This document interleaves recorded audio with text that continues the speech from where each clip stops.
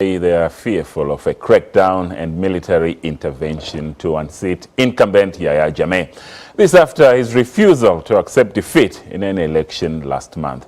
Barrow won the poll and has received the support of the international community, has said he will go ahead with his inauguration on January 19th, despite Jammeh's rejection of the result. Uncertainty remains in Gambia 1 week before the planned inauguration of President-elect Adama Barrow, after current President Yahya Jammeh's refusal to accept defeat in an election last month.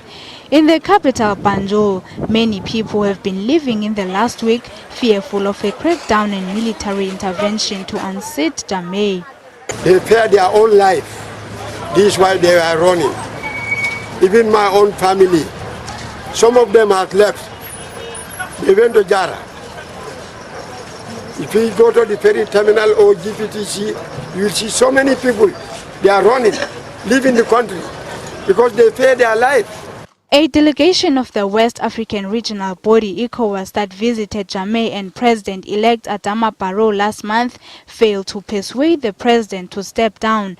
Barrow, who won the poll and has received the support of the international community, has said he will go ahead with his inauguration on 19th January, despite Jammeh's rejection of the result. Until earlier this week, Jammeh had remained defiant, repeating his call for new elections in various national addresses on national television.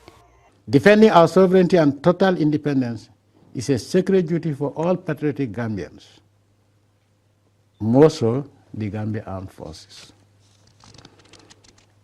What is clearly incontrovertible is that the decision of ECOWAS on the current situation to implement the results of the December 1st, 2016 election by whatever means possible is totally illegal, as it violates the principle of non-interference in the internal affairs of member states. On Thursday, Nigeria's lower house of parliament approved a motion to authorize Buhari to offer Jammeh asylum if he steps down. ECOWAS has also hinted a possible military action if he stays beyond the end of his term in office next week, raising the prospect of violence. On Tuesday, a petition calling for the annulment of the election results, which was due to be presented to the Supreme Court, could not be heard due to a shortage of judges. The Supreme Court needs a minimum of 5 judges, which it lacks. On the evening of the day the petition was due to be heard, Jammeh addressed the nation and announced he was appointing a mediator to seek a solution to the political impasse with the opposition parties and giving assurances that no one will be prosecuted during that period, something which was well received by some Gambians. What